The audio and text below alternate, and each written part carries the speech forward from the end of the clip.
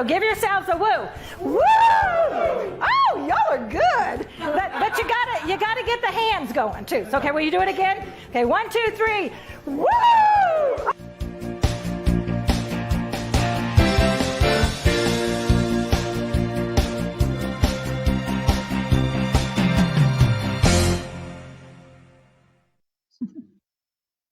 All right, so I go woo to everybody this morning. Hello, hello. How are you today? And Lisa, welcome back. It's always so fun to have you.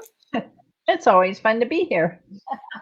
I love it. I love it. And it's just so fun to be able to take a subject and chat back and forth and just let it go and see where it leads to. What kind of conversations open up for sure. Yeah, we always have ahas. I'm like, as we're talking, I'm like, oh, I think of that. I know. I love that. So, Lisa, tell everybody what you've been doing. Just kind of update and what's going on in your life.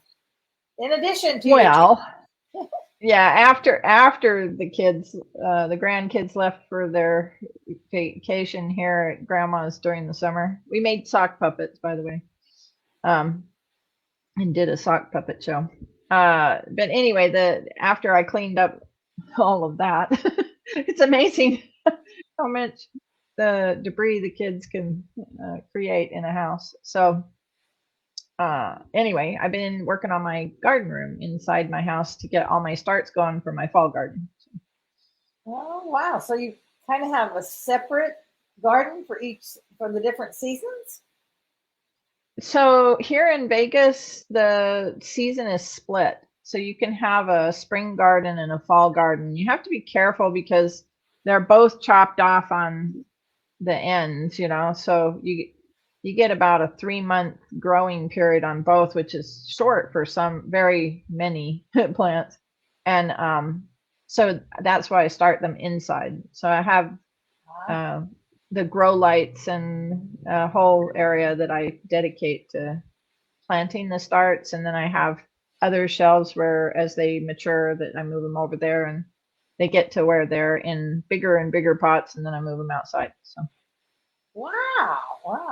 Well, what kind of things do you grow in the fall? So what are you getting ready? So I'm starting melons. I'm doing a type of sweet potato. There's green beans. Let's see what some of the other ones.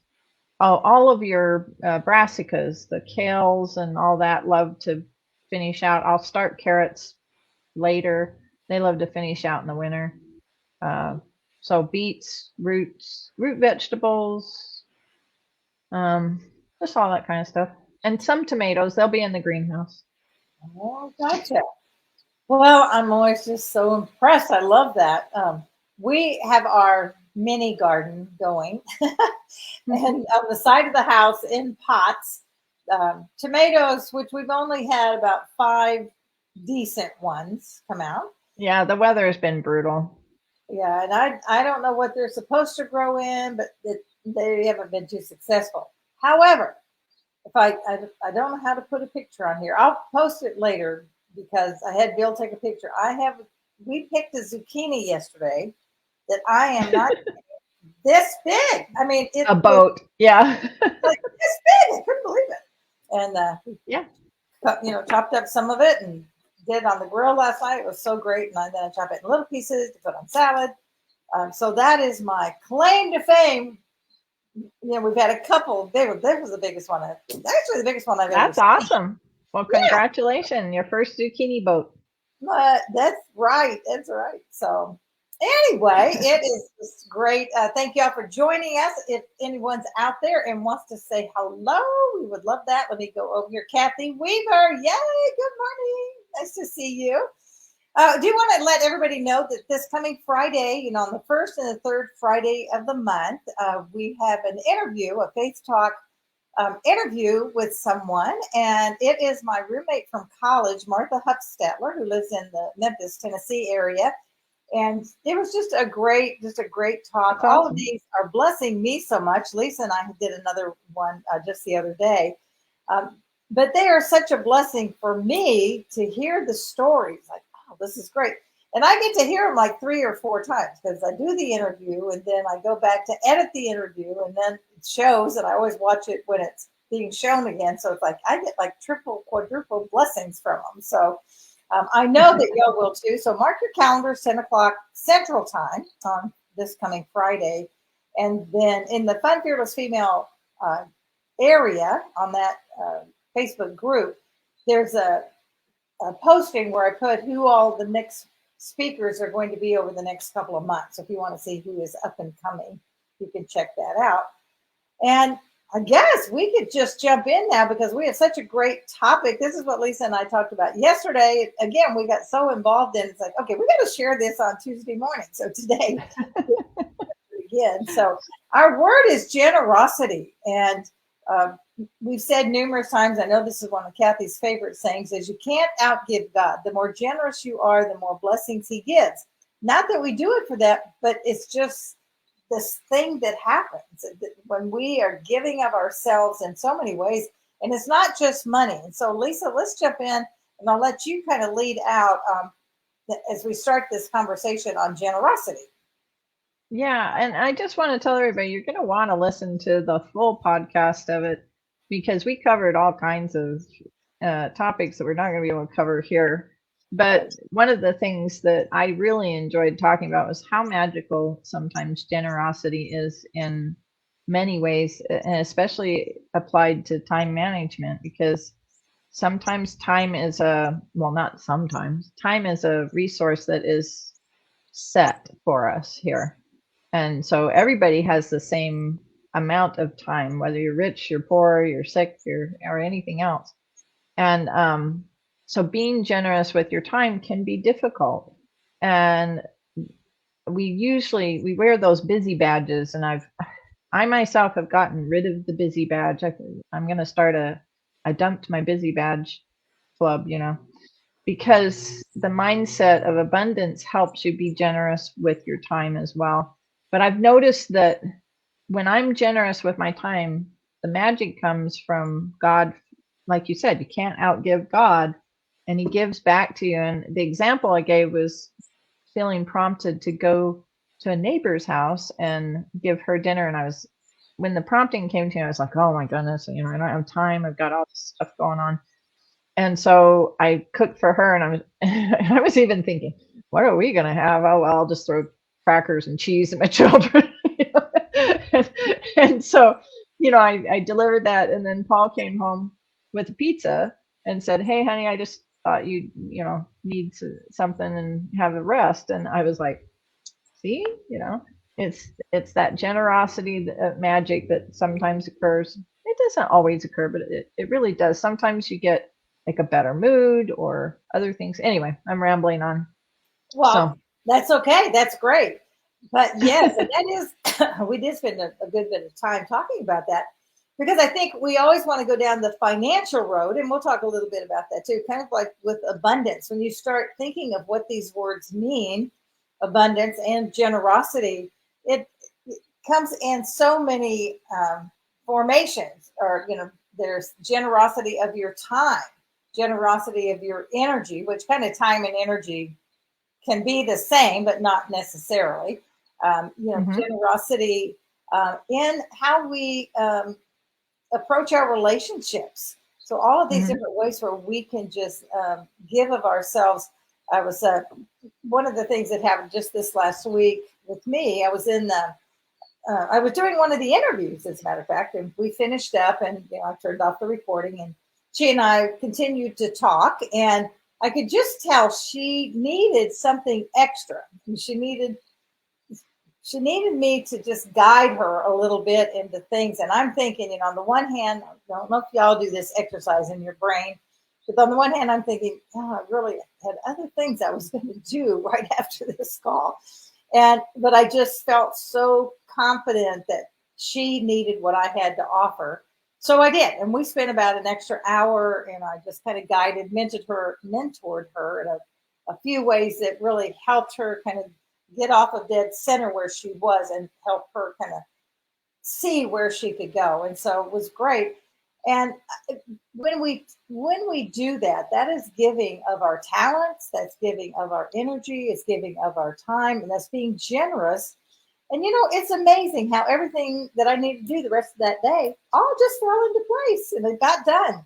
So Yeah. somehow God multiplies the time. I mean, it is the same time, but He multiplies what we can get done in that time. Maybe He gives us that little bit of extra energy, or He helps us do it in a more efficient way. Um, One Hmm. thing that you pointed out, Lisa, was we tend to fill up whatever time we have, right? Yeah, the Parkinson's law, which is a law about time management, that says if you, let's say you plan a week to get a project done, you'll fill it up that week and even sometimes after that. But if you only have 2 hours to get things done, somehow you manage to fit it in there, and it's because your brain is pushing things out that really aren't efficient. Or sometimes when we give ourselves a week that we're eating bonbons in between, and which is not bad, but I'm just saying that we fill that time up if we give ourselves that time sometimes. Hmm. Hmm. And I think when we do take those moments, um, I've talked a good bit about the interruptions that we have. If we will open ourselves up, and this is how it fits with the generosity piece, is if we open ourselves up to be more generous when those things happen. Instead of I tend to sometimes I'll just look at things like, oh, another interruption. My life is interruption. I finally, like I've said that numerous times, I'm going to write a book about life and interruptions because it just seems like it just goes from interruption to interruption. But as I switch how I think about it, those interruptions are so often God promptings. And if we'll Yeah. just be generous with our time and talents, then how, like I said, how He multiplies what we get. It's just amazing. Yeah. Well, And I like what you talked about before, where you said that if your life is so, you were talking about a coach, and if your life is so busy, you have no openings, then it's harder for God to use us. One of the things in time management I teach is that same principle. I have this paper. Let's see if I can get it to show on here. This is what I use. Nope. It disappears in the. Let's see if I get. There we go. If I sit behind it. So on that, if you notice, there's like about 10 slots. But I tell people that they can only fill it up with 5 tasks. The rest of it you have to leave blank and fluid. And the reason is that you have to give yourself time to have interruptions. You literally need to plan for those interruptions. And if you're planning for interruptions, then you have time to give generously. So, yeah, I love that because that is a lot. I mean, that just is a part of life, having those interruptions. And sometimes they turn out so great. Something that you might have been rolling your eyes over and didn't want to do turns out to be such a blessing with a whatever, having a coffee or a conversation with someone that just really blesses you. You didn't think it was going to do that. You were concerned about, getting the next thing on your list done. And we do. Many of us, I'm kind of where Lisa is right now. I do not have things scheduled back to back to back to back. Last year, truly, before we moved, and maybe that was part of God's plan as well, is I was backed up all the time. I mean, from one thing to the other, and that's not all bad. I mean, things were accomplished, but that hasn't been the way that it is now. So now I yeah. actually have a lot more flex time, and who knew that we would have Alicia and Henry living with us for a couple of months, which has been such a blessing. But if I were in such a focus, be on a Zoom every hour, how would I enjoy or take advantage of the blessing of having them here? So, Right. And they, there are seasons to life. I mean, when you're a mom, it's hard to have the gaps, but you can say no. And that was one of the things that we talked about, was being generous with self-care to yourself, yeah, learning that word no, and no, and not feeling guilty. Okay, now there's the one, because as women tend to just feel guilty all the time. And the truth is, it's pretty hard to be generous with your time and your energy if you are so exhausted and never take time for yourself. So it is a good thing. You know, Jesus says, love your neighbor as yourself. And Yeah.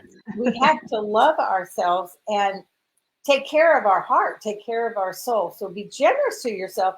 Um, when you look in the mirror, what are you saying to yourself? Like, oh no, I look so bad, or I'm so fat, or all these negative things that we tend to do. Is like, let's get that girdle off of that brain, and begin to um, look at yourself as God sees you, so that you can be Hmm. generous to yourself. Like I said, we're looking at generosity from just so many different angles today, to get you just to think about it.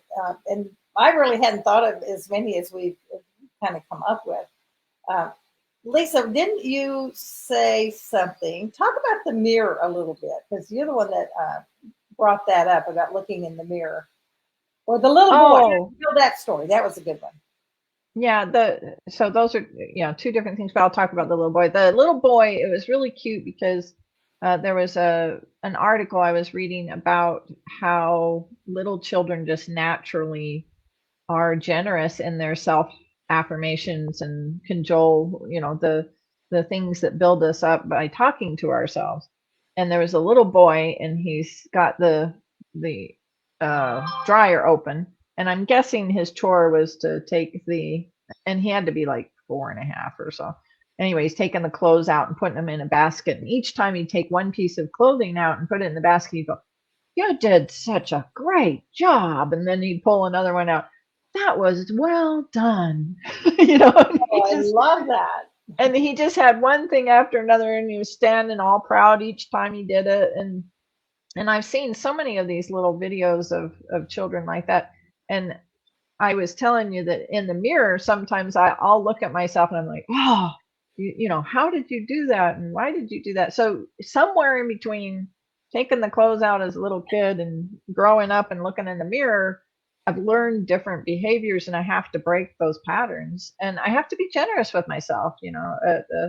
We apply mercy and generosity to ourselves and forgiveness to ourselves for different things. Yeah, we make mistakes. So do kids. And he was dragging the clothes on the floor and plunking it into the basket, but yet he was able to say, "I did a great job." And he was doing a great job.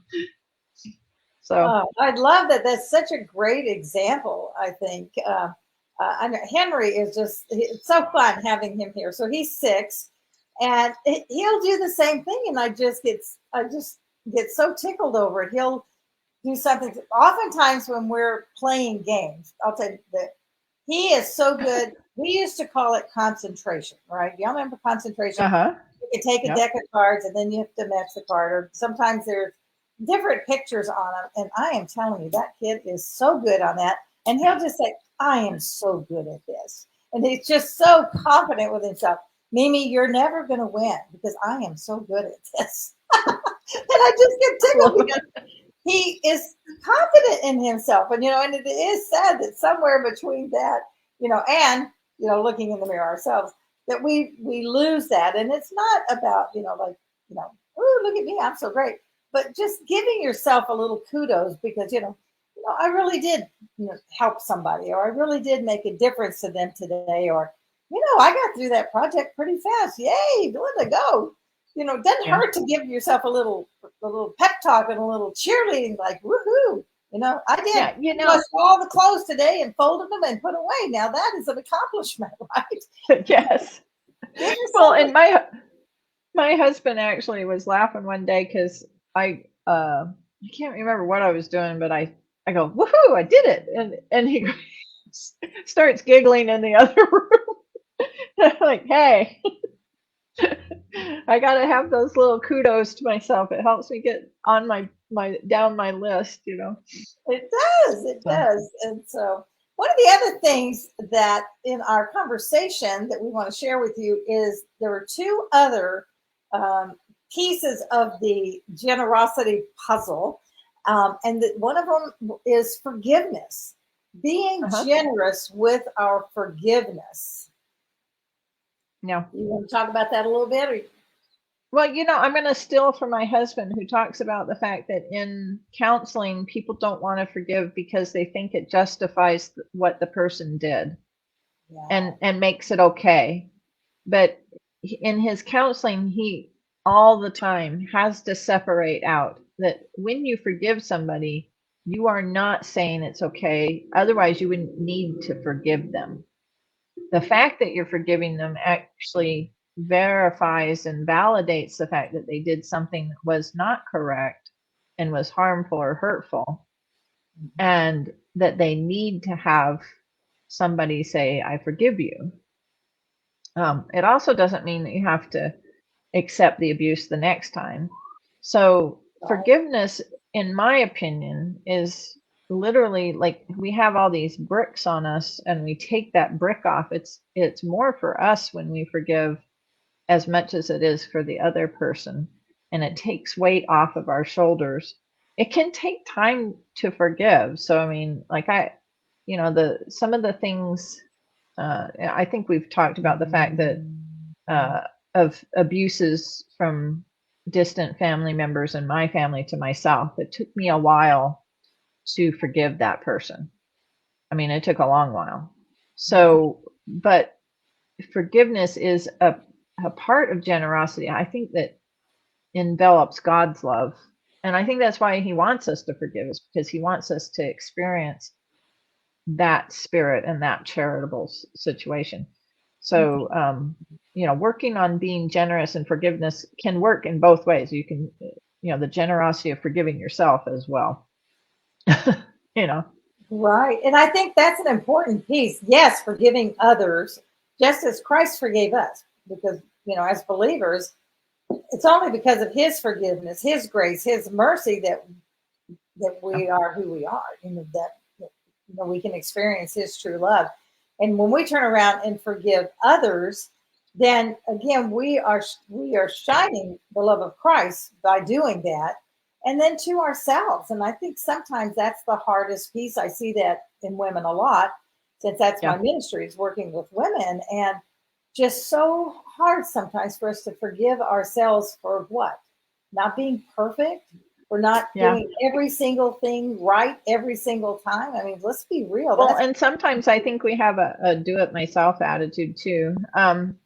There's that I call it the atonement basket. I've given this talk on this a lot, which was about, I developed an analogy for mostly for women. And guys do this too, but women, like you said, we do this so much more, that we put our sins in the atonement basket, right? We're in our prayer, please forgive me. We put the sin in the atonement basket, and off goes the basket. And then at night, we're thinking, oh, I should have done this. And we're, slashing or whipping ourselves with guilt and everything. So then we get out of bed and we sneak back into that room and we sneak that back and bring it back home. And the thing is that we've got to get to where we leave that sin and the burden and everything and accept that forgiveness and leave it there. And that's generosity to ourselves, to give ourselves that allowance of not being perfect. We're not perfect people, and we never will be. right. And God knew that. That's why he Absolutely. sent his son. So, And again, I think part of what we do is we beat ourselves up, okay? And we compare ourselves to others so that then we always feel bad about ourselves and we're not generous to ourselves. Okay, so if you make a mistake, whatever it is, if you hurt somebody's feelings, if you, a lot of times, there'll be times when we do something unintentionally that we don't even mean to. mhm. I mean, there have been so many times in my life I've had to go to someone and say, I realize something's going on between us, something's happened, but I don't really know what it is. And I'm really sorry if I have hurt your feelings, if I offended you in any way. If you want to tell me about that, but I'm really asking for your forgiveness, even though I don't know what it is. And I tell you, that is a very powerful thing. You always want to do it, authentically. You don't just go say the words, but when you're really, because I just know I can be, because of this whatever personality that I have, it can Mhm. be strong and it can be overwhelming and it can be too much for people at sometimes. And I really do understand that.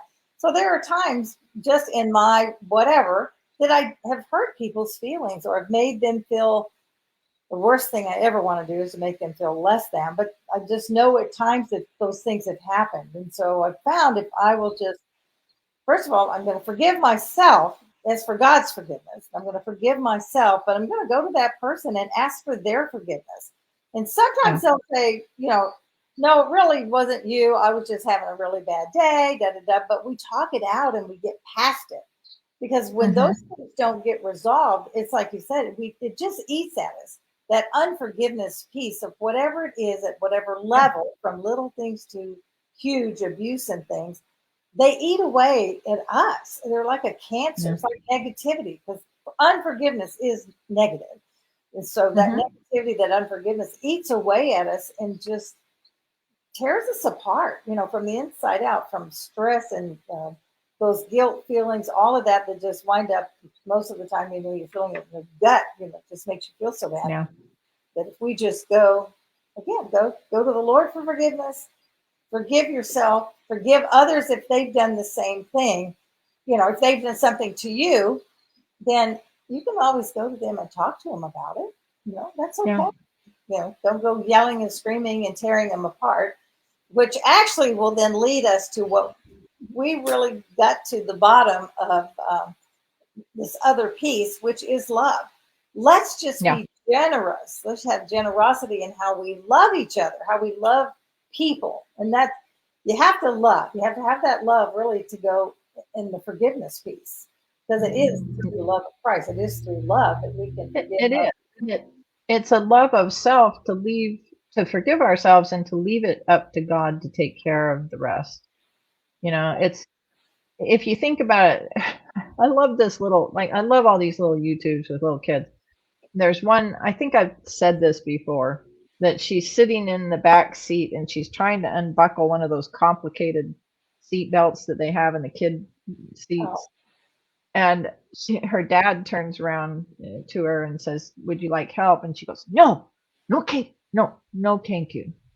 And like that. And then and she goes, "I do it myself."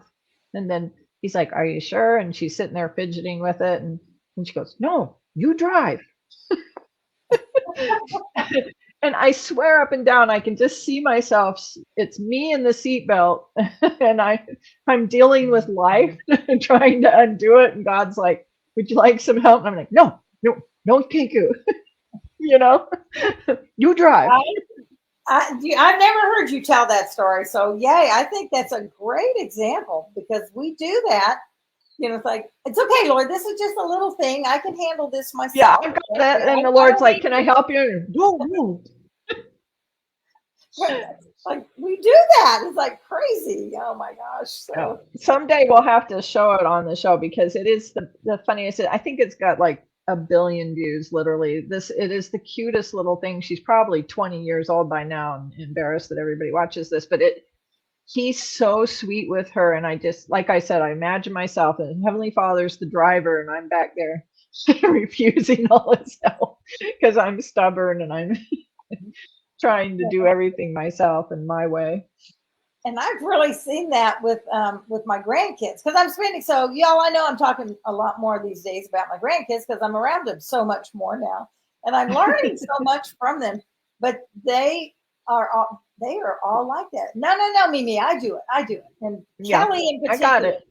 everything. No, no, Mimi, I do it. I do it. Let me do it. It's like, okay, all right. Yeah. I could get this done 3 times faster if I could just. But part of that is that's their learning thing. I don't want to take their learning thing away. But I love, yeah, Lisa, if you'd find that, we can do that one day. Because we can Okay. do that. We can show we can show a video on the It's show. just adorable.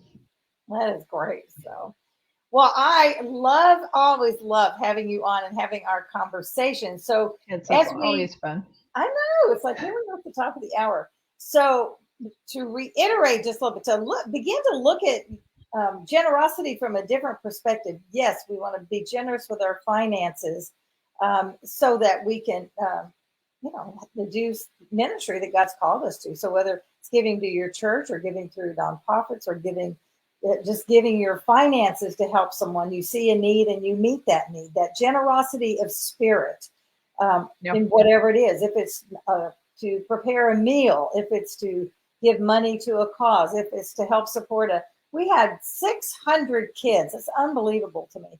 Wow. 600 youth leave on their church camp trip this week. They left Monday morning. Oh, Bible, it's incredible. I mean, I'm like, Lord, there's help for the world. We've got to share that You're message. busting them, yeah.